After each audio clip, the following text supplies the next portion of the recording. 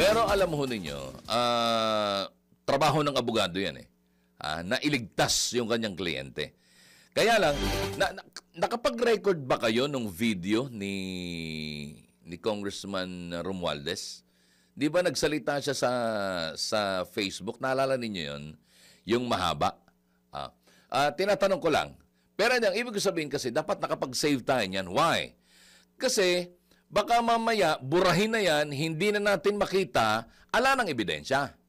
Kasi, ang mga sinabi niya doon, ang tumatak sa ating mga kababayan, una, ay yung, hindi ako babagsak mag-isa. That was in English, I understand.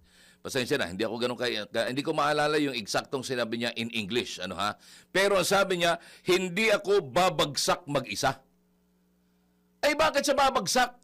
Kung ala naman siyang kinalaman. Bakit niya sasabihin yun? Kung wala naman siyang kinalaman. Plus, ang sabi nga ni Saldico, hindi ba ga? Inuutusan siya. So sa madaling sabi, ang sitwasyon ganari. Ako ang boss halimbawa. Ito, isang komite. Kami ano pangalan nga sorry, hindi ko pa nakuha ang pangalan niya. JM at saka si Engineer Daniel.